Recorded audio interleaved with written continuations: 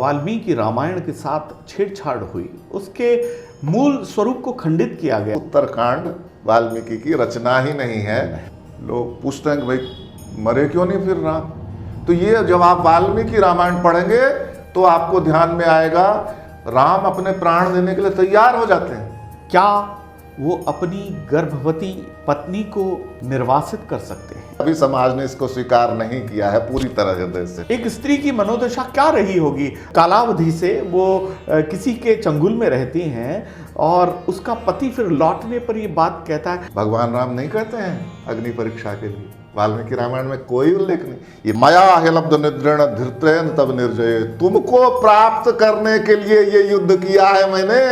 वाह, रावण को जस्टिफाई करने का प्रयास किया गया। पुंजिकस्थला नाम की अप्सरा है जिसके साथ रावण बलात्कार करता। नमस्कार मित्रों, रामो विग्रहवान धर्मः। भगवान राम धर्म की साकार मूर्ति हैं, साक्षात धर्म है। आपने सुना होगा, आपने देखा होगा, बातों ही बातों में हम कहते हैं उसका तो राम निकल गया, उसके मन में तो राम है ही नहीं। यहां आत्मा को भी राम माना गया है। राम किसी व्यक्ति की नहीं अपितु समूची मानव समाज की आत्मा है और इस आत्मा को, इस धर्म को कलुषित, लांछित किए जाने का प्रयास किया गया। लेकिन ये दुखद है, आज तक किसी ज्ञानी, ध्यानी, गुरुओं, जगत गुरुओं ने, कथित कथाकारों ने यह जानने का प्रयास ही नहीं किया कि हमारे आराध्य को जानबूझकर षड्यंत्र पूर्वक दोषी बनाया गया, दोषी बताया गया। लेकिन एक ऐसा व्यक्ति है जिसने गहन अन्वेषण से, गहन शोध से, सत्यता के साथ, शास्त्रीय प्रमाण के साथ यह सिद्ध किया है कि जो कलंक भगवान राम पर सीता के निर्वासन का और शंबूक वध का लगाया जाता है वो महाषड्यंत्र है, वो निराधार है। और ये बताने के लिए हमारे पास आज हमारे विनम्र आग्रह पर उपस्थित हैं डॉक्टर रजनी रमण झा। हम झा साहब से बात करते हैं इन तमाम प्रश्नों के बारे में जो अनसुलझे हैं। तो बहुत बहुत स्वागत है सर आपका हमारे इस कार्यक्रम में। और मेरा पहला ही प्रश्न जो आपसे होगा, ये प्रश्न मेरी आत्मा में, और मेरी क्या, बहुत से ऐसे लोग हैं जिनकी आत्मा में बहुत शूल की तरह ये चुभता है और बार बार बस यही ख्याल आता है कि क्या मर्यादा पुरुषोत्तम राम ऐसा कर सकते हैं? क्या वो अपनी गर्भवती पत्नी को निर्वासित कर सकते हैं? और वो भी लोकापवाद के कारण। लोकापवाद भयात भीतात किम पुनरः जनकात्मजा। मेरा पहला प्रश्न यही है कि क्या उन्होंने ऐसा किया? क्या विवशता रही होगी उनकी? सर्वप्रथम आपने मुझे यहाँ बुलाया और इतने गुरु गंभीर विषय पर बोलने का अवसर दिया, इसके लिए मैं आपका धन्यवाद करता हूँ और आपके दर्शकों को प्रणाम करता हूँ। आप इस देश के श्रेष्ठ हास्य कवियों में से एक हैं और आपने इतना गंभीर विषय लिया है, तो ये तो शायद प्रभु राम की माँ सीता की कृपा ही कही जाएगी। सर्वप्रथम तो मैं बता दूं कि मेरा शोध प्रबंध ही यही है कि भगवान राम ने माँ सीता को निर्वासित नहीं किया था। और जो भी हाँ, बिल्कुल यही स्क्रीन पर देख सकते हैं। जी जी जी। और जो भी इस तरह की बातें हैं, कम से कम वाल्मीकि रामायण से उसकी पुष्टि नहीं होती है, ऐसा मेरा विश्वास है जी। इसलिए सर्वप्रथम तो आप आज से ही ये शूल हृदय से निकाल दें कि भगवान राम ने माँ सीता का निर्वासन किया या शंबुक नामक किसी शूद्र तपस्वी का वध किया। जी, आपको क्यों और कैसे लगता है कि वाल्मीकि रामायण के साथ छेड़छाड़ हुई, उसके मूल स्वरूप को खंडित किया गया, तोड़ा गया, उसे परिवर्धित किया गया अथवा संशोधित किया गया? और ये जो उत्तरकांड है ये भगवान वाल्मीकि का लिखा हुआ नहीं है। आपको क्यों ऐसा लगता है? आपके पास में क्या ऐसे प्रमाण हैं? मैंने वाल्मीकि रामायण का 3 बार अध्ययन किया है, चौथी बार कर रहा हूँ जी। और जब उत्तरकांड में मैंने प्रवेश किया, देखिए वाल्मीकि रामायण को ऐसे समझें कि इसमें 7 कांड हैं, 500 सर्ग हैं और 24,000 श्लोक जी। हैं। तो बाल कांड, अयोध्या कांड, अरण्य कांड, किष्किंधा कांड, सुंदर कांड और युद्ध कांड, यहाँ तक पढ़ने के बाद जब हम प्रवेश करते हैं उत्तरकांड में, तो वहीं 2-3 श्लोकों से ही लगना आरंभ हो जाता है कि ये भगवान वाल्मीकि का लिखा हुआ नहीं है। न तो भाषा मिलती है पहले 6 कांडों से, और इतने प्रमाण हैं उसमें अलग अलग कि ऐसा लगता है कि यदि हम उत्तरकांड को वाल्मीकि द्वारा लिखा हुआ माने तो पहले के 6 कांड झूठे हैं। अच्छा। वाल्मीकि ने पहले के 6 कांड नहीं लिखे। और अगर पहले के 6 कांडों को सही माने तो स्पष्ट लगता है कि उत्तरकांड उन्होंने नहीं लिखा। ऐसा ही है बिल्कुल। 20 प्रमाण मैंने इस पुस्तक में जो अभी आपने दिखाए हैं मैंने दिए हैं। जैसे एक छोटा सा पहले प्रमाण दूंगा और क्रम से मैं बताता जाऊंगा। जैसे किष्किंधा कांड में आपको ध्यान होगा कि हनुमान जी चुपचाप बैठे हैं और समुद्र लंघन की बात चल रही है, तो जामवान आकर हनुमान जी को प्रोत्साहित करते हैं और कहते हैं कि तुम इस समुद्र को पार कर सकते हो, और वे हनुमान के जन्म की कथा बताते हैं वहाँ किष्किंधा कांड में जी। उसी में वो बताते हैं कि तुम बचपन में ही एक बार इतना ऊपर उछल गए थे सूर्य की तरफ, तब इंद्र ने वज्र मारा था और तुम्हारा जो हनु है, ये हनु इसको कहते हैं चिबुक, ये टेढ़ा हो गया था, लेकिन उसके बाद भी तुम स्वस्थ से, यह देखकर इंद्र को बड़ी प्रसन्नता हुई और उसने तुमको वरदान दिया कि तुम वज्र से नहीं मारे जाओगे, दीर्घायु होगे आदि। हनुमान जी के जन्म की कथा उत्तरकांड में भी आई है, जब वो सूर्य की ओर लपकते हैं और राहु भी लपकता है, दोनों लपकते हैं। ऐसा पढ़ा मैं। तो राहु जाकर इंद्र को शिकायत करते हैं कि सूर्य को ग्रसने का अधिकार मुझे, ये हनुमान कैसे जा रहा है। तो इंद्र वज्र मारते हैं हनुमान जी को और हनुमान जी की मृत्यु हो जाती है। तो ब्रह्मा जी फिर आकर उनका स्पर्श करते हैं, चूंकि पवनदेव बहुत क्रुद्ध हो जाते हैं, जिनके पुत्र माने जाते हैं हनुमान जी। तो ब्रह्मा जी आकर स्पर्श करते हैं और उसमें ये लिखा हुआ कि जैसे सूखी हुई खेती जल डालने के बाद हरी हो जाती, वैसे हनुमान जी जीवित हो गए। अब आप बताएं, वहां तो इंद्र वज्र मारते हैं और केवल हनु टेढ़ा होता है, और यहाँ मृत्यु हो जाती है। बहुत बड़ा विरोधाभास। कोई इतनी बड़ी चूक कैसे होगी किसी कवि से। और एक जो दूसरा मैं बड़ा उदाहरण बताना चाहता हूँ कि ये इसके लिए मैं सबसे पहले प्रभु राम से, माँ सीता से, दोनों से कान पकड़कर क्षमा मांगता हूँ। शिव शंभू का उच्चारण करके बताना चाहता हूँ आपको कि माँ सीता को अशोक वाटिका में रखा है रावण ने, और आजकल यह चर्चा चलती है कि रावण तो बड़ा अच्छा था, सीता जी को उठाकर ले गया, कुछ बोला नहीं। इसका कारण वाल्मीकि रामायण में स्पष्ट लिखा हुआ है। एक पुंजिकस्थला नाम की अप्सरा है, यह है युद्ध कांड का मैं बता रहा हूँ। पुंजिकस्थला नाम की अप्सरा है जिसके साथ रावण बलात्कार करता है। तो पुंजिकस्थला रोती हुई ब्रह्मा जी के पास जाती है और ब्रह्मा जी रावण को शाप देते हैं कि आज के बाद ऐसी किसी स्त्री को जो तुमको नहीं चाहती है, अगर तुमने उसकी धर्षणा की, बलात् धर्षणा की, तो तुम्हारे सिर के 100 टुकड़े हो जाएंगे। अद्य प्रभृतिम याम अन्याम बलान नारीम गमिष्यसि तदा ते शतधा मूर्धा फलिष्यति न संशयः। 100 टुकड़े हो जाएंगे तुम्हारे सिर के।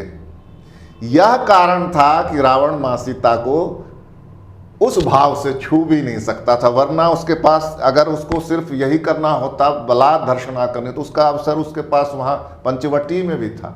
लेकिन उसकी विवशता थी कि वो माँ सीता हृदय से उसको स्वीकार करें। जबकि मैं क्षमा चाहूँगा आपसे, जी। बीच में मैं आपको टोक रहा हूँ, जबकि रावण को जस्टिफाई करने का प्रयास किया गया। एक श्लोक अगर मुझे सही से स्मरण है, एवं चैवं तो कामात्ताम न च स्पृश्यामि मैथिली, कि मैं तुम्हें तुम्हारी इच्छा के बिना छूंगा भी नहीं। उसके पीछे यही कारण है उसके पीछे। अगर तुम उसकी इच्छा के बिना छूंगा मेरे सिर के 100 टुकड़े हो गए। वाल्मीकि रामायण में अपने पार्षद महापार्षद को कहता है जी, जी। अगर मुझे यह शाप लगा हुआ नहीं होता तो मैं तो कैसे बोला जाए माँ सीता के लिए मैं उसको निशैया पर ले आता। तो बोलने में भी थोड़ी सी हिचकिचाहट तुलसीदास जी नहीं कर सकते थे, उनकी तो परमेश्वरी हैं। वाल्मीकि के तो समकालीन है, तो वो उस कवि की दृष्टि से लिख रहे हैं। ये तो हो गई बात आपको युद्ध कांड की, लेकिन यही घटना लेकिन पात्र बदले हैं। यह उत्तर कांड में, उसमें रावण रंभा नाम की एक अप्सरा के साथ बलात्कार करता है।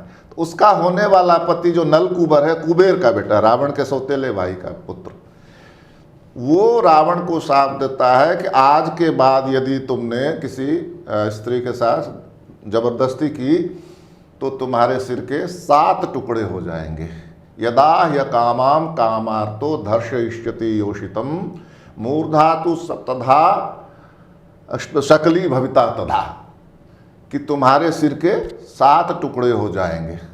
अब आप देखिए, यहाँ बहुत ध्यान देने की जरूरत है। यदि पुंजिकस्थला के प्रसंग में ब्रह्मा जी का शाप सत्य है, बिल्कुल बिल्कुल, तो रावण रंभा के साथ भी बलात्कार नहीं कर सकता ना?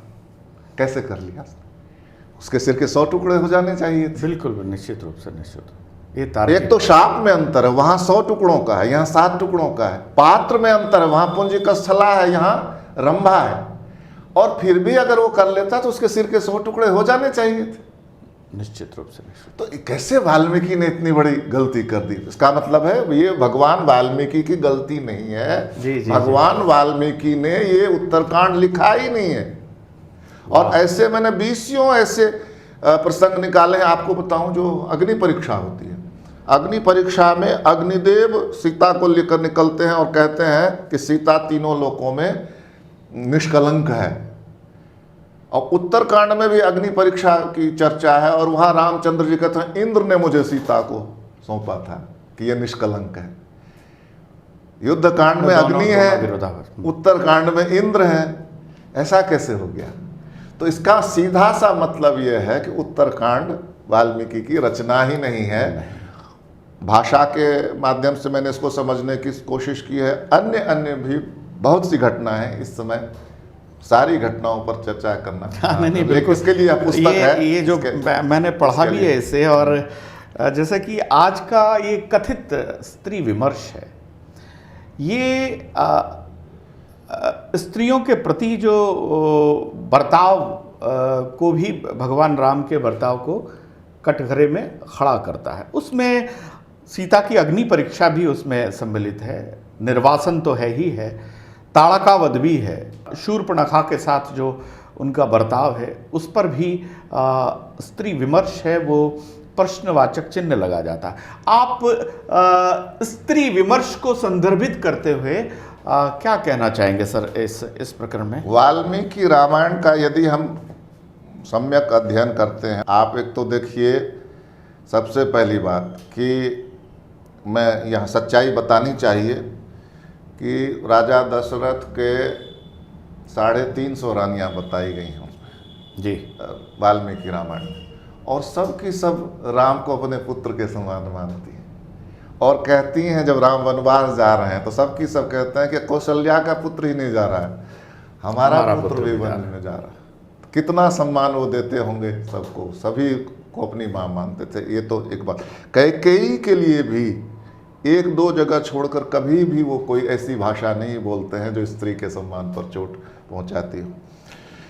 लेकिन सबसे ज़्यादा जो मुखर रूप से ये बात आती है वो है ताटका प्रसंग में, शूर्पणखा प्रसंग में और अग्नि परीक्षा जी।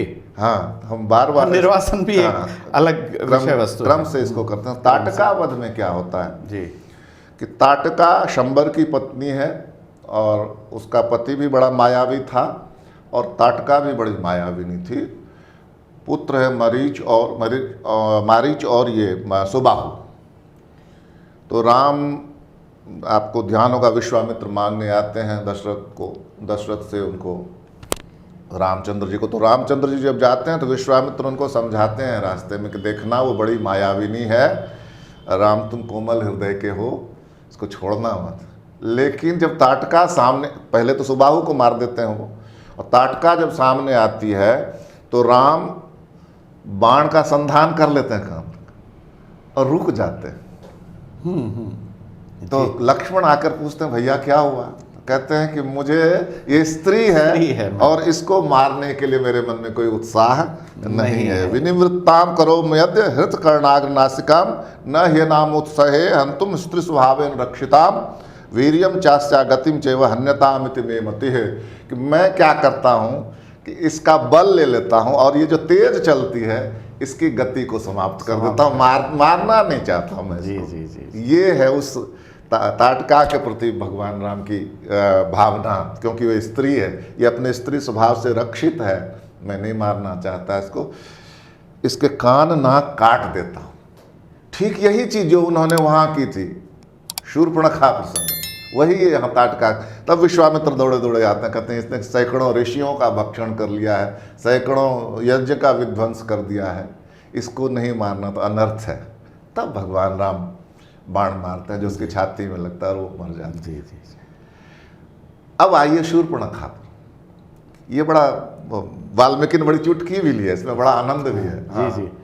नहीं, आपने भी बहुत आकाश मार्ग से शूर्पणखा जा रही है और नीचे पंचवटी में दोनों भाई हैं, माँ सीता है।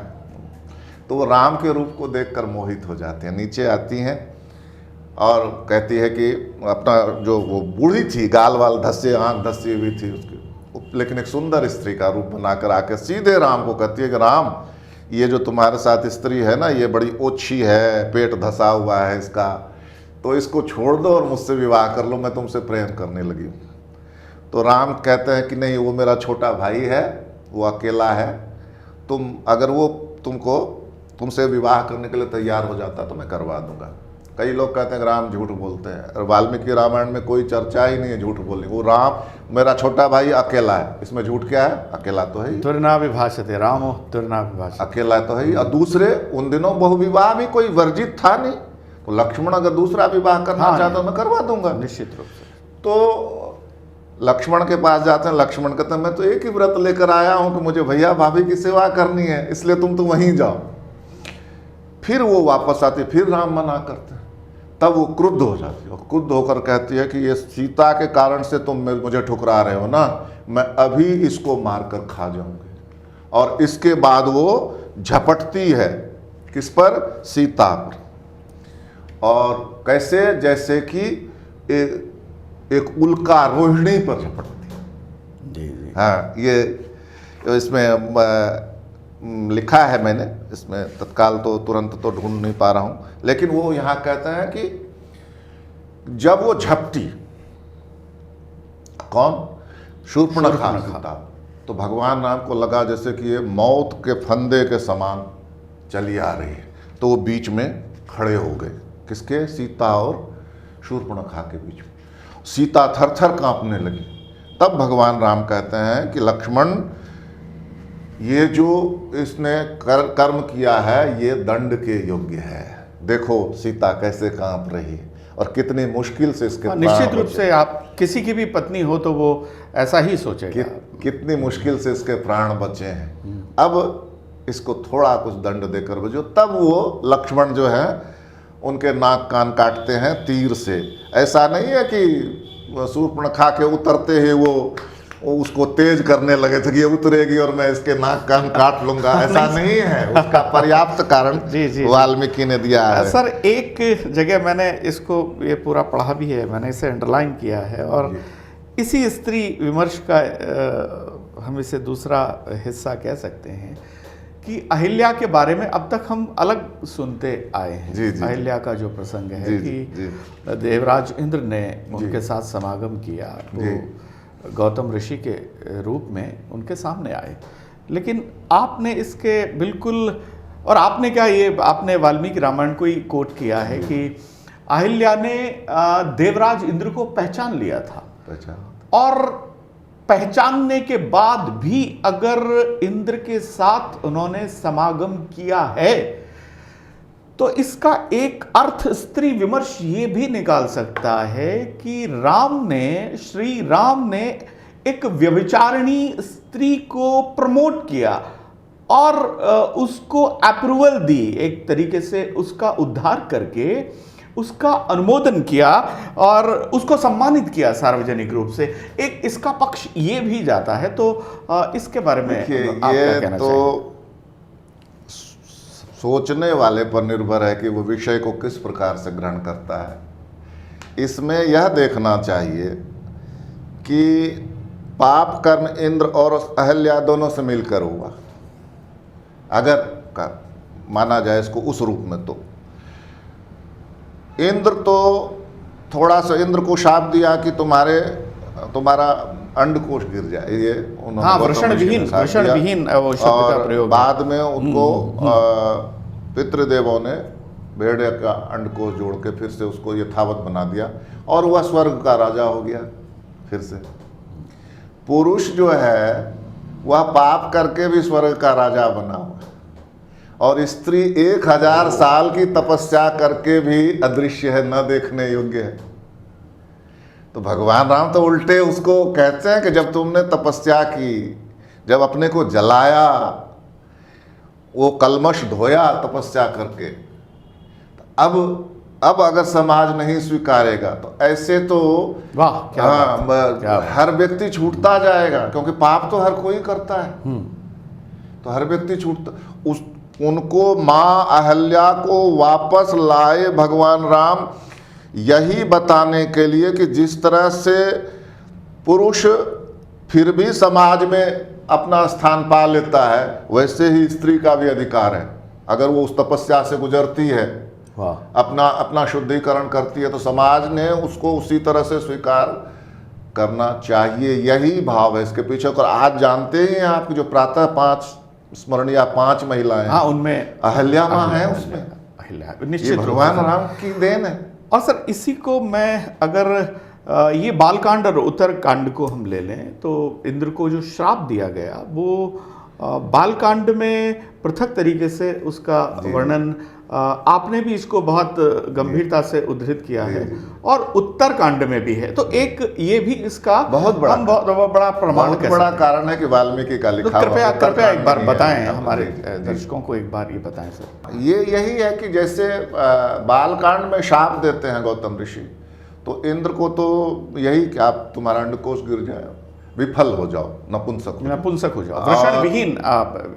सही शब्द जो प्रयोग किया, विफल होने का अर्थ वही है।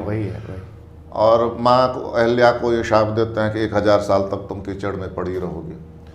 उत्तरकांड में सहमति से समागम का नहीं है, उत्तरकांड में बलात्कार बलात् से है। यस, और उसमें जी और उसमें ये जो शाप है वो है कि तुम अब राजा नहीं रहोगे, तुम्हारे बच्चे भी राजा। मैं सभी इंद्र के लिए ये शाप दे रहा हूँ।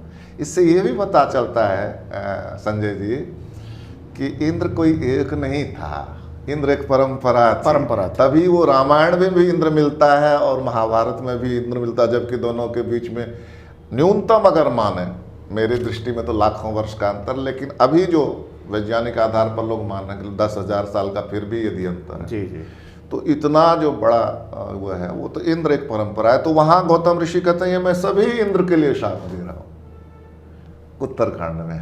अच्छा। हाँ, तो और ये जो तुमने पाप कर्म किया है, ये पाप कर्म अब धरती पर भी प्रचलित हो जाएगा, और उसका आधा पाप तुम्हारे ऊपर पड़ेगा, ऐसा करके। और बालकांड में बिल्कुल वहां तो एक ही बात है, तुम विफली मतलब कृत हो जाओगे, यानी कि नपुंसक हो जाओगे। अर्थात ये बात भी ये सिद्ध करती है कि ये दोनों जो शाप हैं ये विरोधाभासी, बिल्कुल परस्पर विरोधाभासी। बिल्कुल एक बड़ा कारण है यह सिद्ध करने के लिए कि उत्तरकांड वाल्मीकि का लिखा हुआ है। सर मैं इस बहुत ही रोचक बातचीत को मैं आगे बढ़ाता हूँ कि ऐसा बहुत जगह प्रसंग आता है, और भगवान राम सीता को इतना प्रेम करते हैं कि उस प्रेम को परिभाषित करना असंभव सा है। वो विक्षिप्त हो जाते हैं। और बाबा तुलसीदास ने भी बहुत अद्भुत लिखा है, खग मृग है मधुकर श्रेणी कित देखी श्रीता मृग। हाँ बिल्कुल बिल्कुल। और भगवान वाल्मीकि ने भी उसको बहुत सुंदर तरीके से उनके प्रेम को अभिव्यक्त किया है। क्या ऐसे उदाहरण हैं कि दाम्पत्य जीवन के प्रेम को और भगवान राम के सीता के प्रति प्रेम को, क्या आप उदाहरण हमारी इस नई पीढ़ी को को बताना चाहेंगे? संजय जी, बहुत सुंदर प्रश्न किया है और मैंने बड़ी गहराई से इसको उठाया है कि यह कहते हुए भी, लोग मानते हुए भी कि भगवान राम ने माँ सीता का निर्वासन कर दिया था, आज भी बताइए सबसे अच्छी जोड़ी को, पति पत्नी की जोड़ी को क्या माना जाता है? राम सीता की जोड़ी ही मानते हैं, शिव पार्वती और राम पार्वती की जोड़ी, राम सीता की जोड़ी। इसका मतलब है कि हृदय से अभी भी समाज इस बात को स्वीकार नहीं कर रहा है, लेकिन चूंकि उसके सामने ऐसे तथ्य परोस दिए जाते हैं कि निर्वासन कर दिया माँ सीता का। सर्वश्रेष्ठ जोड़ी मानने का अर्थ ही यही है कि हृदय, अभी समाज ने इसको स्वीकार नहीं किया है पूरी तरह हृदय से। लेकिन कुछ ऐसे उदाहरण वाल्मीकि ने रखे हैं कि बिल्कुल हृदय गदगद हो जाएगा आपका सुन के। एक आध बताइए सर प्लीज। ये जैसे सबसे पहले हम वहीं से शुरू करते हैं जी। जब भगवान राम का वनवास होता है तो भगवान राम जाकर सीता माँ को कहते हैं कि मुझे वनवास हो गया है, पिताजी वृद्ध हैं, माँ वृद्ध हैं, तो तुम यहीं रहो, उनकी सेवा करो और मैं वन में चला जाऊंगा। तो सीता जी कहते हैं अच्छा मैं यहाँ रुकूंगी, मैं तुमसे पहले निकलूंगी महल से और तुम्हारे रास्ते के कांटे कंकड़ को चुनती हुई चलूंगी। संजय जी, जब हम आदर्श स्त्री की बात करते हैं तो सबसे पहला नाम मुंह से सीता निकलता, वो क्यों निकलता है ये वाल्मीकि रामायण पढ़कर ही समझा जा सकता है कि क्यों। जी। तो वो जब बहुत रोने लगती हैं तो राम समझ जाते हैं तो मानेगी नहीं, तो क्या कहते हैं कि आरभस्व शुभ श्रोणी वनवास क्षमा क्रिया, कि हे शुभ श्रोणी, सुंदर कटी वाली, जो वन जाने के लिए जो जो सामान चाहिए तुम उसको समेटना शुरू कर दो। नेदानीं त्वदृते सीते स्वर्गोपि मम रोचते, तुम्हारे बिना मुझे स्वर्ग का राज्य भी अच्छा नहीं लगता। क्या बात है, क्या बात है। वहां जब ये आपको बताऊं संजय जी, एक नई बात जो आपके दर्शकों तक जाएगी। भीड़ इकट्ठी हो जाती है वहां दशरथ के दरबार में जी। तो वशिष्ठ कहते हैं सीता नहीं जाएगी, हाँ बिल्कुल, वन में सीता राजा बनेगी। अच्छा, हाँ, सीता राजा बनेगी अयोध्या का। पति की हर वस्तु में पत्नी का समान अधिकार है, तो राम को वनवास हुआ तो सीता राजा बनेगी। ये है वाल्मीकि रामायण में। यही तो कह रहा हूं कि बहुत सी चीजें वाल्मीकि रामायण के नहीं होने से हमारे इतिहास से हट गई हैं। जी जी जी। लेकिन सीता जी तैयार नहीं थे। अंतिम श्लोक में आया है कि सीता जी ने चीवर पहनना पसंद किया, राजा पहनना पसंद नहीं। तो जैसे ही सीता जी का मना हुआ तो द्रौपदी दौड़ के 2 चीवर ले आते। चीवर मतलब वो वलकल जो पेड़ों की छाल से बनता था, सन्यासी पहनते थे। तो रामचंद्र जी ने तो पहन लिए, पर सीता जी को नहीं आता था पहनना। तो चुपचाप लज्जा से खड़ी हो जाती हैं। तब देखिए, पिता, 350 माएँ, अंगरक्षक, मंत्री, सैनिक, उन सब के बीच में जाकर राम अपने हाथ से सीता को पहनाते हैं। तस्यास्ततु क्षिप्रमागत्य रामो धर्मवृतांबरः चीरम बबंध सीताया कौशयस्योपरि स्वयं। सीता जी ने जो रेशमी साड़ी पहन रखी थी उसके ऊपर, जैसे आपके आंसू आ रहे हैं ना, अब तो मैं धीरे धीरे अभ्यस्त हो गया, मैं भी ऐसे ही रोने लगता था। तस्याक्ष, तो वो पहनाया उसके। मेरी पत्नी मुहूर्त भर के लिए भी लज्जित नहीं होनी चाहिए लोगों के समक्ष। आज आप संजय जी, आप और मैं, आज भी अगर पत्नी किसी फंक्शन में ये कह दे कि मेरे लिए मेरे बक्से से एक साड़ी ला दो, तो हम लाज से मरेंगे कि बड़ी बुढ़िया क्या कहेंगे, ओहो बड़ा प्रेम है तो इस लज्जा से हम मरते हैं। और बल्कि यूं कहेंगे जरूर और गुलाम है। और वो जी। क्या कहते हैं, भगवान राम सबके सामने वो चीवर पहनाते हैं माँ सीता को, मेरी पत्नी मुहूर्त भर के लिए भी लज्जित नहीं होनी चाहिए किसी से। ये शूर्पणखा प्रसंग में कह ही चुका हूं कि माँ सीता को बचाने के लिए उन्होंने किया है। और आप देखिए जो एक बहुत बड़ा उदाहरण है स्वर्ण मृग का, वो स्वर्ण मृग जो वही मारिच था ताटका का, जी जी, वही जब सीता ने कहा कि मुझे ये स्वर्ण मृग चाहिए, तो संजय जी क्यों, मेरे भी वो रोए खड़े हो रहे हैं। पूछा भगवान राम ने कि क्यों चाहिए तुमको, तो कहती हैं कि जब ये मेरा वनवास समाप्त हो जाएगा ना, तो मैं इस स्वर्ण मृग को लेकर जाऊंगी, मेरी सासू माँ कितनी खुश होगी। जंगल में भी वन में भी सीता माँ ना अपने सासू को भूलती हैं, मेरे देवर कितने प्रसन्न होंगे। ये है आदर्श मतलब बहू का, सीता का। जी जी जी।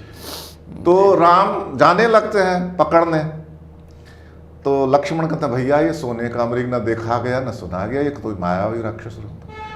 तो जो कहते हैं देखिए, अस्याम आयत्तम अस्माकम यत कृत्यम रघुनंदन, हे लक्ष्मण हमारे जो भी कर्म है कृत्य है वो सीता के अधीन है, यानी सीता जो कहेगी मुझे करना ही है।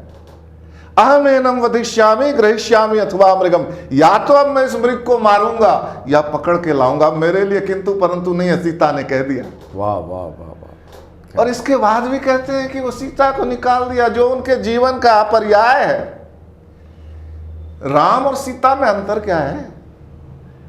तो फिर कहते हैं वो निकाल दिया, इतना प्रेम। और देखिए जब उनका अपहरण होता तो वो कहते हैं लक्ष्मण मुझे लग रहा है सीता के साथ अनर्थ हो गया, और अब जाते समझाते ही अगर सीता ने मेरा स्वागत नहीं किया तो मैं इसी वन में अपने प्राण दे दूंगा, तुम अकेले ही अयोध्या जाना। क्या बात है, क्या बात है, क्या बात है। लोग पूछते हैं कि भाई मरे क्यों नहीं फिर राम? तो ये जब आप वाल्मीकि रामायण पढ़ेंगे तो आपको ध्यान में आएगा, राम अपने प्राण देने के लिए तैयार हो जाते हैं, लेकिन लक्ष्मण समझाते हैं कि भैया अभी हमने खोजा कहाँ है भाभी को, हम पूरी पृथ्वी छानेंगे, और तब भी अगर भाभी नहीं मिलती हैं तब आपको जो इच्छा हो वो करिए। इसलिए राम रुकते हैं, नहीं तो वो प्राण देने के लिए भी तैयार हो जाते हैं। वाल्मीकि रामायण में जी सर, स्पष्ट वर्णन है इसका। अभी सर आपने अग्नि परीक्षा का बहुत संक्षिप्त में बताया जी, ये क्या है? ये इसे हम नीति कहेंगे, राजनीति कहेंगे, कोई कूटनीति कहेंगे, और जैसा कि मैंने इसमें पढ़ा है, आपके शोध में पढ़ा है कि ये यहाँ भी थोड़ा सा मन विचलित होता है कि जब माँ सीता आती हैं तो भगवान उनसे ये कहते हैं कि जाओ, तुम्हारे लिए चारों दिशाएं खुली पड़ी हैं, तुम जाना चाहो तो जा सकती हो, ये किसी के पास भी रह सकती हो, किसी के पास भी जा सकती हो।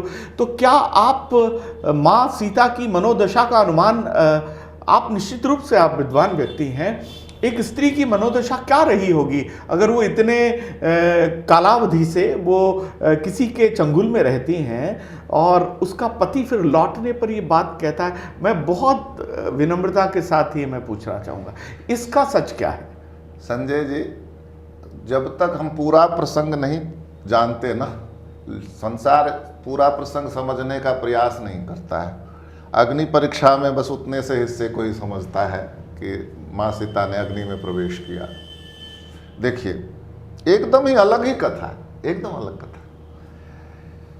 पहले तो जब रावण मारा गया तो हनुमान जी को भेजा कि भगवान राम ने कि जाके बता दो कि रावण मारा गया और अब राज्य विभीषण के पास जी, इसलिए अब तुम्हें घबराने की जरूरत नहीं है। देखिए लोग कहते हैं अग्नि परीक्षा, हर समय भगवान राम को माँ सीता की चिंता थी, अब तुम्हें डरने की कोई आवश्यकता नहीं। और ये भी कहा कि वो थोड़ा नहा धो लें, अच्छे वस्त्र पहन लें, और आपको बताऊं कि उनके पास गहने भी थे। आपको याद होगा जब हनुमान जी गए थे तो अपने बालों से चूड़ामणि निकाल दिया था, और ये गहने कहते हैं कि ऋषि लोग पहले से देख लेते हैं कुछ घटना, तो ये गहने वशिष्ठ के आग्रह पर महाराजा दशरथ ने उनको दिया था बलपूर्वक, ये नहीं ये जेवर तो तुमको, ये गहने तो ले जाने पड़ेंगे, वही काम आएगा आगे चलकर। तो थोड़े तो माँ सीता कहते हैं कि नहीं मैं तो ऐसे ही देखना चाहती हूँ उनको, राम को। तो विभीषण भी गए थे बाद में, उन्होंने कहा ये आदेश राम का ही है कि आप थोड़ा नहा धोकर स्वच्छ होकर, एक ही मुझे इसमें मनोवैज्ञानिक कारण दिखता हाँ, है कि एक अच्छी सीता का एक अच्छा स्वरूप सबके सामने आए। कैसी होगी वो, 13 महीने से वहाँ थी, बाल बाल एकदम बिल्कुल ऐसे हो रहे होंगे, जटाएं बन गई होंगी मेले कुचेले वस्त्र में, तो थोड़ा सा उनके मन में ऐसा रहा होगा कि सीता अच्छी तरह से दिखे। माँ सीता जब नहा धोकर आने लगती हैं तो विभीषण कहते हैं कि मैं आपके लिए शिविका मंगवा दूं, पालकी। तो वो रामचंद्र जी से मिलने की त्वरा में, आतुरता में कहते हैं ले आओ, और उस पर बैठ जाते हैं, उसके पर्दे लगा दिए जाते हैं।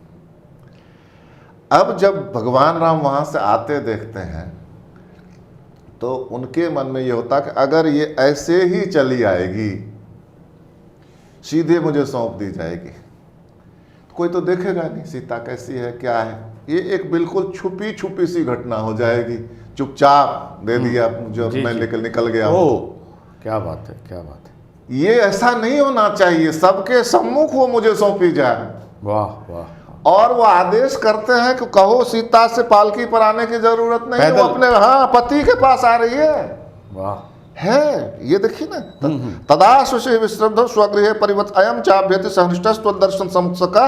और यहाँ कहा दर्शने सैषा विपदगता चैव कृच्छ्रेण च समन्विता दर्शते नास्ति दोषोस्या मत समीपे विशेषता, कि उसका दर्शन, वो दूसरे लोग उसका दर्शन करें, इसमें कोई दोष नहीं है, क्योंकि वो विपत्ति में है और अपने पति के पास आ रही है।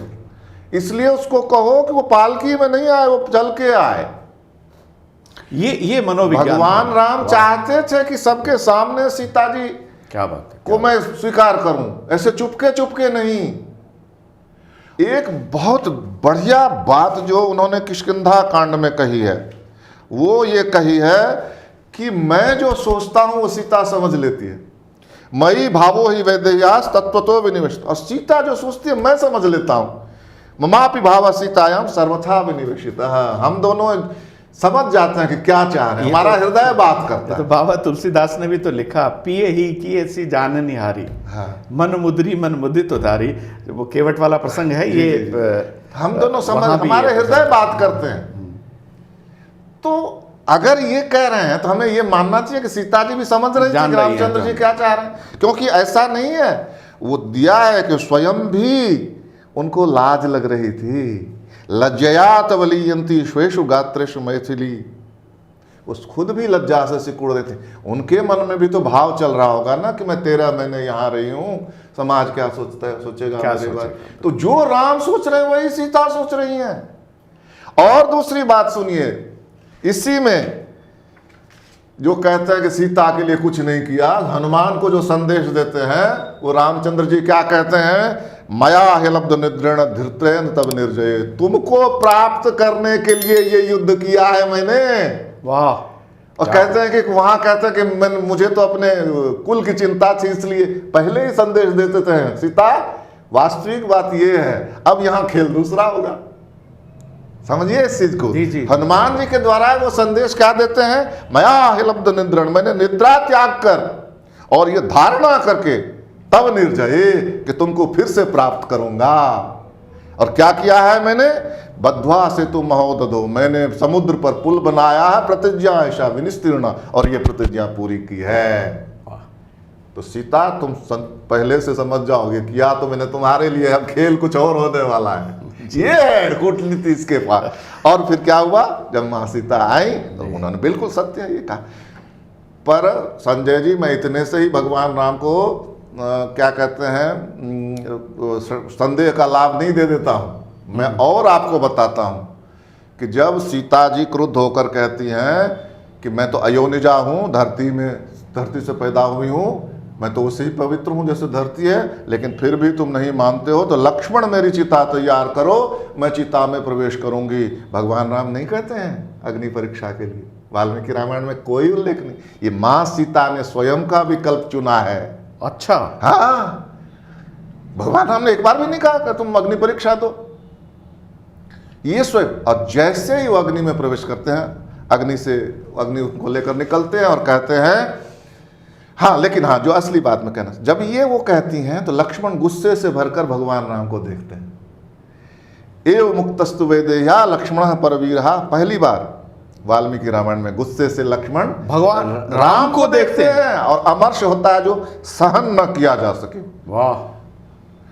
और अमर्ष वशम आपन्नो राघवम समुदेक्षत, लेकिन क्या होता है, सविज्ञाय मनश्छंत, भगवान राम का अभिप्राय वो समझ जाते हैं, समझ जाते। रामस्य आकर्षितम, राम इशारा करते हैं चल दिन तो थोड़ी देर जो चल रहा है। चिताम चकार सौमित्रिर मते रामस्य वीर्यवान, और फिर वो चिता तैयार करते हैं, भगवती सीता उसमें प्रवेश करते हैं, और सेकेंड मात्र में अग्निदेव स्वयं माँ सीता को लेकर प्रकट हो जाते हैं और कहते हैं कि तीनों लोकों में इससे ज़्यादा निष्कलंक कोई नहीं है। तो भगवान राम कहते हैं आप क्या समझते थे, मैं ये नहीं जानता था। लेकिन यदि अगर मैं इसी तरह से सीता को स्वीकार कर लेता तो ये संसार मुझे बुद्धू कहता और सीता को दोषी कहता। इसलिए मैं, अब अग्नि का नाम क्या है, पावक, पवित्र करने वाला व्यक्ति। अब अग्नि ने ही जब साक्ष्य दे दिया कि इससे पवित्र और कोई नहीं है, तब मुझे और किसकी जरूरत है। और जैसे कीर्ति किसी मनीषी को नहीं छोड़ती और प्रभा किसी सूर्य को नहीं छोड़ती, इसी तरह से सीता मुझसे कभी अलग नहीं होगी आगे। क्या बात है। फिर कैसे निकाल दिया, रामो द्विर्नाभिभाषते, राम दोहरी बात नहीं करता है, ये उसमें लिखा है। वहाँ कई को कहते हैं ब्रूहि तद वचनम देवी यद राज्यो यद अभिकांक्षितम, आपने दशरथ से जो मांगा है, महाराजा दशरथ से, वो मुझे कहिए ना, करिष्ये प्रति जाने च रामो द्विर्नाभिभाषते, मैं करूंगा, राम दोहरी बात करता ही नहीं है। क्या बात है, क्या बात। और वहां कह देते हैं कि सीता मुझसे कभी अलग नहीं होगी, और अब निकाल देते हैं, कहाँ गया द्विर्नाभिभाषित। वैसे आप के इस उत्तर में मेरे अगले प्रश्न का जवाब है, लेकिन ये एक मेरे मित्र का प्रश्न है, हालांकि आप उसका जवाब बहुत परोक्षवाद से आप दे चुके हैं कि भगवान के लिए क्या, भगवान राम के लिए क्या महत्वपूर्ण है, लोकापवाद, प्रजापालन अथवा सत्य और धर्म। सत्य और धर्म, सत्य और धर्म। देखिए, राम जब अयोध्या से वनवास में जाते हैं, सारी अयोध्या उनको वापस करने के लिए जाते हैं, भरत भी जाते हैं और बाद में कैकेयी भी जाती हैं कि राम मुझसे गलती हो गई, अब तुम वापस चलो। नहीं आते, वो वन में ही जाता है। और क्या लिखा है वाल्मीकि ने, स याच्यमान काकुत्स ताभि प्रकृति तदा कुर्वाणम पितरम सत्यम वन में वान्योपद्यत, कि प्रजा उनको बुलाती रही, लेकिन अपने पिता के वचनों को सत्य करने के लिए वो लौटे नहीं, वो वन में ही चले गए। हाँ, ये बात तो जाबाली ऋषि ने भी उनको कहा था, प्रोत्साहित किया था। हाँ। कि चलिए क्या रखा है यहाँ, पिताजी अब रहे नहीं। हाँ। तो भगवान यही बात कहते हैं, भूमि कीर्ति यशो लक्ष्मी पुरुष प्रार्थयंती ही, ये भी भगवान वाल्मीकि का ही है। नहीं, मैं इससे सहमत हूँ निश्चित रूप से। तो हम ये मानते हैं कि आज तक जो ये कहा गया, स्नेहम दयांच सौख्यम च, मैं समझता हूँ बहुभूति आराधनाय लोकानाम मुंचितो नास्ति में व्यथा। तो प्रजा पालन एक राजा के लिए लोक पालन और प्रजा पालन से जो बड़ी चीज है, जो बड़ा उद्देश्य है, जो बड़ा लक्ष्य है, जो बड़ी धारणा है, वो है सत्य और धर्म। बिल्कुल बिल्कुल जी बिल्कुल।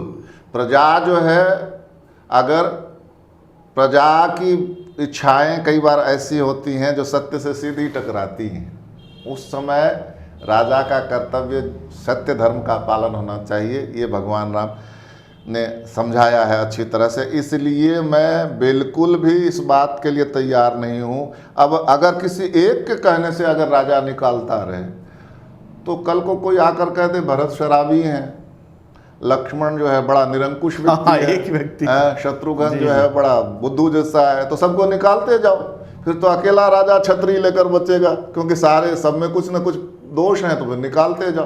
तो इसलिए इसका कोई कारण ही नहीं है। इसमें एक आनंद कुमार स्वामी, एक श्रीलंका के अच्छे बहुत बड़े वो फिलोसफर, उन्होंने एक बड़ी सुंदर बात की, और लगता है वो भगवान राम से ही प्रभावित होकर उन्होंने की है, कि people are not absolute, only truth is absolute. Absolute केवल सत्य है, जनता नहीं है एब्सोल्यूट। ये शायद भगवान राम से ही उन्होंने ये ग्रहण किया। निश्चित रूप से भगवान वाल्मीकि ने तो जी, जी। सत्य को और सदाचरण को जी। धर्म माना है जी। और मुख्य रूप से सत्य को बिल्कुल मैं आपके इस उत्तर से सर मैं पूरी तरह संतुष्ट हूँ।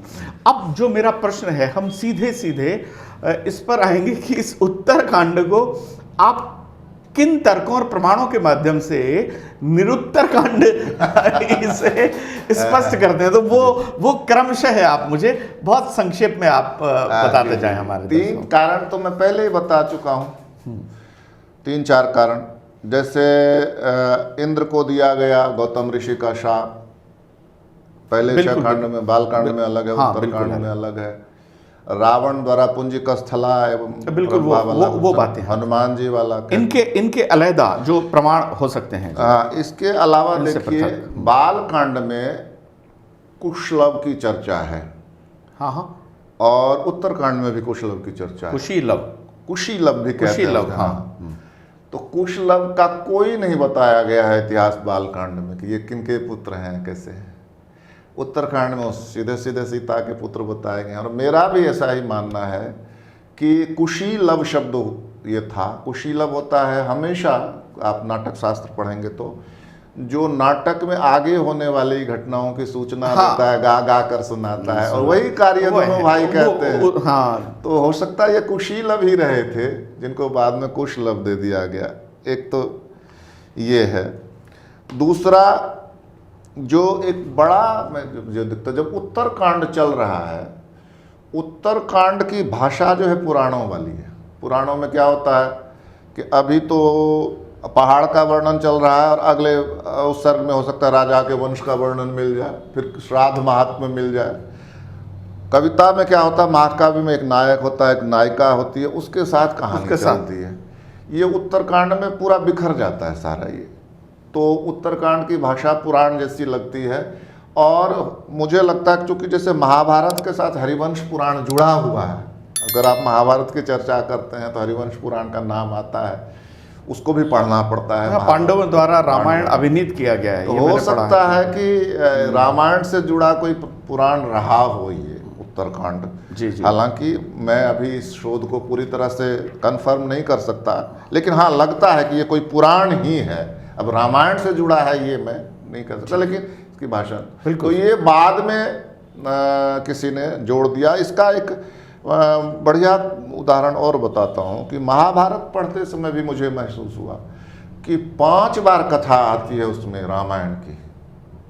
मार्कंडेय ऋषि युधिष्ठिर को सुनाते हैं, भीष्म जो है वो भरी सभा में राजसूय में सबको सुनाते हैं। बिल्कुल बिल्कुल। हनुमान जी भीम को सुनाते हैं। तो ऐसी एक बार भी, हाँ एक बार भी 5 कथाओं में माँ सीता के निर्वासन की चर्चा नहीं है और शंभू के वध की चर्चा नहीं है। इसका मतलब महाभारत तक ये कथा प्रचलित नहीं थी। इसके बाद जोड़ी गई है ये कथा। और कुछ सर भाषा की दृष्टि से तो हम बिल्कुल स्पष्ट रूप से मान सकते हैं कि ये भगवान वाल्मीकि की भाषा नहीं है। बिल्कुल बिल्कुल। एक देखिए उत्तरकांड में स्वयं में इतना विरोधाभास है कि जब सीता माँ समाती हैं धरती में, उत्तरकांड के अनुसार कह रहा हूँ, तो रामचंद्र जी जो हैं वो भी कहते हैं मैं भी अब धरती में समाऊंगा। और अब आगे की जो घटना है ना, ये उत्तरकांड है। ये कहाँ कह रहे हैं? उत्तरकांड के 98वें सर्ग के 21वें श्लोक में जाकर वो कह रहे हैं कि अब यहां से आगे की घटना उत्तरकांड। तो 98वें सर्ग क्या है पहले वाले? तो उत्तरकांड कई ग्रंथों का घालमेल है। और राज तिलक वाला ये जो प्रसंग, जी जी जी। और ये जो मैंने आपको बताया था, नलकूबर द्वारा रावण को दिया गया शाप कि अगर तुमने किसी और स्त्री के साथ बलात् संबंध बनाया तो साथ, ये रावण संहिता नाम का एक ग्रंथ, हूबहू यही कथा है, हूबहू यही शाप है। अब उसको उठाकर जो कहते हैं उत्तरकांड में ले लिया है। ये भी बहुत, तो उत्तरकांड तो घालमेल है कई ग्रंथों का, कोई एक ग्रंथ नहीं है उत्तरकांड। इसमें नृग की कथा, इसमें पौलोम की कथा, इसमें अम्बरीश की कथा, अनावश्यक दुनिया भर की कथा है। रावण मारा गया, उसकी 32 सर्गों में कथा चलती है। एक जगह ऋषि कहते हैं रामचंद्र जी आपने जो रावण को मार दिया वो तो ठीक है, लेकिन मेघनाद को जो लक्ष्मण ने मारा ये बड़ी बात है। अब मैं वास्तव में मेरे दिमाग में खटका था यहीं हाँ, से। तो ये तो राम के कद क्या को छोटा मतलब करने की बात वाल्मीकि है। ने इतना ऊंचा चरित्र और इतना ऊंचा चरित्र उठाकर खुद एक ही कवि खुद ही उसके चरित्र को इतना नीचे दिखाने पर कैसे तुल गया। तब उसके लिए, और वास्तव में अगर ये श्लोक है भी तो मेघनाद की कोई चर्चा ही नहीं है कि आखिर वो इतना श्रेष्ठ बलवान कैसे। वो आगे कथा भी 32 सर्गों में ही रावण की ही चलती है, मेघनाद की कोई कथा ही नहीं। तो मोटा मोटी मेरी समझ में ये आ गया कि कुछ कथाएं यहाँ से उठाकर, कुछ कथाएं वहां से उठाकर एक उत्तरकांड नाम की कोई बता देगा। और चूंकि ये ग्रंथ अपार लोकप्रियता प्राप्त कर चुका था, संजय जी किसी व्यक्ति ने शोध किया है कि संसार के 200 देशों में 200 कंट्रीज में राम कथा किसी न किसी रूप में प्रचलित है। तो काव्य बीजम सनातनम सर, ये तो कहा गया ना रामायण के लिए। जी। कविता का बीज और पहला महाकाव्य माना गया। तो निश्चित रूप से दुनिया भर ने इससे प्रेरणा ली है, निसंदेह है। तो इसलिए इसने भी जोड़ दिया कि क्या पता मेरा काव्य भी। सर मेरा अगला जो प्रश्न है वो प्रश्न है कि क्या भगवान वाल्मीकि जिन्हें त्रिकालदर्शी भी कहा गया, वो भगवान राम के समकालीन ही उनको माना जाता है?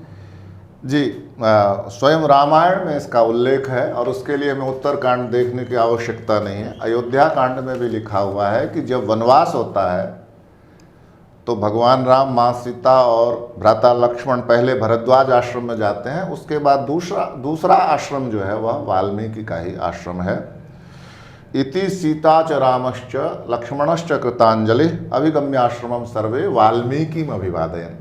वाल्मीकि का अभिवादन करते हुए उनके आश्रम में तीनों जाते हैं। और वो जो चित्रकूट में अपनी पर्णकुटी तैयार करते हैं भगवान राम, लक्ष्मण को आदेश करते हैं पर्ण, वो उस समय वाल्मीकि आश्रम में ही ठहरे हुए होते हैं और वहाँ चित्रकूट में अपना आश्रम। इसलिए हमें उत्तरकांड को ये मानने की जरूरत नहीं है कि वाल्मीकि और राम जो है समकालीन होने के लिए उत्तरकांड अपने को। तो फिर सर जब आपने तो उत्तरकांड को ही ये निरुत्तरकांड साबित कर फिर तो शंभूक वध का कोई प्रश्न ही नहीं उठता है। तो मुझे नहीं लगता कि उसके बारे में आगे मुझे कोई प्रश्न करना चाहिए। लेकिन 2 प्रश्न अंतिम जो मैं आपसे निवेदन करना चाहूँगा। सुमंत जो राजा दशरथ के मंत्री थे, वो सूत थे या शूद्र थे? ये थोड़ा सा कंफ्यूजन है। शूद्र कौन माने गए हैं? जो हम परंपरागत रूप से मानते हैं, ब्राह्मण नहीं है, क्षत्रिय नहीं है, वैश्य नहीं है। तो जैसे ब्राह्मण का कार्य अध्ययन, अध्यापन और यज्ञ आदि कराना, क्षत्रिय का कार्य रक्षा का कार्य करना, वैश्य का काम है कृषि और पशुपालन। इसमें से जो बचते हैं वो तो शूद्र ही होंगे ना। तो सूत वास्तव में क्षत्रिय पिता होता है और ब्राह्मण माँ होता है। एक तो ये अर्थ भी है, होती है ब्राह्मण माँ होती है। लेकिन जो रथ बनाने वाला और रथ चलाने वाला है, हाँ, वो भगवान राम का रथ भी उन्होंने सूत होते हैं। इसलिए सूत शूद्र में ही। तो जैसा कि भगवान वाल्मीकि मानते हैं कि शूद्र आर्य हैं, ये भगवान वाल्मीकि का ही कथन है। उन्होंने आर्य माना, अर्थात उनको बहुत सम्मान के साथ भगवान वाल्मीकि ने परिभाषित किया। भगवान राम की क्या मान्यता रही होगी इस बारे में? वो प्रयाताश्चार्य संघाता द्रष्टुम रामम स लक्ष्मणम, ऐसा भगवान वाल्मीकि कहते हैं कि आर्यों का समूह चला देखने के लिए। अयोध्या वाले जब भगवान राम को देखने के लिए जो भरत के साथ चले लौटाने के दृष्टि, तो आर्य तो भगवान वाल्मीकि कह ही देते हैं। लेकिन और एक चौंकाने वाली बात उसमें आती है कि जब भरत को मना कर देते हैं भगवान राम कि अब ठीक है, हमारी बात हो गई, अब तुम लौट जाओ अयोध्या, तो और बड़ी बात कहते हैं कि हे भरत, तुम वापस अयोध्या चले जाओ और प्रजारंजन करो और साथ ही साथ इन द्विजातियों को भी ले जाओ। हाँ सर, मैं क्षमा चाहूँगा, कहीं विस्मृत नहीं हो जाए ये बात। तो ये भगवान राम ने सभी जातियों के लिए द्विजाति कहा है, अर्थात ब्राह्मण कहा है। ये क्या रहस्य है? द्विजाति मतलब ब्राह्मण ही नहीं होता है। द्विजाति मतलब होता है कि एक तो जन्म लिया हमने, जन्म ना जायते शूद्र, संस्काराद विदुच्यते। ये मनुस्मृति का नहीं है। ये मनुस्मृति का नहीं, मनुस्मृति का नहीं है। हाँ, ये संभवतः स्कंद पुराण में है। और लोग इसे मनुस्मृति के नाम और से स्मृति हाँ, में है, हाँ, जी, लेकिन है इसका मतलब है कि सबके संस्कार होते थे, और वो चाहे जनेऊ आदि संस्कार होते हों या अध्ययन अध्यापन का संस्कार हो, कोई संस्कार अवश्य होता था, क्योंकि शूद्र का कोई वर्णन ही नहीं है ज़्यादा उसमें। वाल्मीकि रामायण में लगता ही नहीं कि शूद्र शब्द ज़्यादा प्रचलन में है उस समय, क्योंकि वाल्मीकि जब वर्णन करते हैं कि भाई कौन कौन लोग देखने चले, तो ये नहीं कहते कि शूद्र देखने चले, सभी जातियों का मणिकार उल्लेख करते है, हैं, दर्जी है, नट है, कुंभकार है, जी, भगवान वाल्मीकि तो बहुत जी, से जी, हैं। जी। जी जी। और क्या कहते हैं कि सब एक ही बैलगाड़ी पर बैठे हैं, हजारों बैलगाड़ियां होंगी निश्चित रूप से, लेकिन सभी बैठे हैं एक ही बैलगाड़ी पर। ब्राह्मण भी उसी पर बैठा है, दूसरी जातियां भी उसी पर बैठी हैं, और सब ने सुंदर सुंदर वस्त्र पहन रखे हैं, और सब एक दूसरे को गले लगा रहे हैं। ये नहीं लिखा है कि ब्राह्मण ब्राह्मण को गले लगा रहा है या दूसरी जातियां। जी सर, इससे ये स्पष्ट होता है कि द्विजातियां ही थी उस समय जो जन्म लेते और सबको कहा भी यही जाता था, सबके लिए सबको सम्मान। सर, अंत में ये जो आपका ये ग्रंथ है, ये बहुत ही महत्वपूर्ण है, और ये काम जो भगवान राम पर कलंक जो लगाया गया, इसको साफ करने का काम जो आपने किया है, ये हमारे इन महामंडलेश्वरों को, इन कथित जगत गुरुओं को, मैं कथाकारों की तो खैर बात नहीं करूँगा, वो तो बाकी इन सब को करना चाहिए था, इन धर्माचार्यों को करना चाहिए था। ये इन्होंने नहीं किया है सर। अंत में आपके इस शोध को लेकर आप बहुत संक्षिप्त में हमारे दर्शकों को क्या बताना चाहेंगे सर? बस ये निःशुल्क है, कोई भी चाहते हो तो मैं उनको निःशुल्क उपलब्ध करा दूंगा। मुझे किसी विवाद में, किसी शास्त्रार्थ में नहीं पढ़ना है, किसी गुरु से या उसमें। मैंने मेरे हृदय से पूरी तरह से सच्ची जो घटनाएं वाल्मीकि रामायण में है वही लिखी हैं।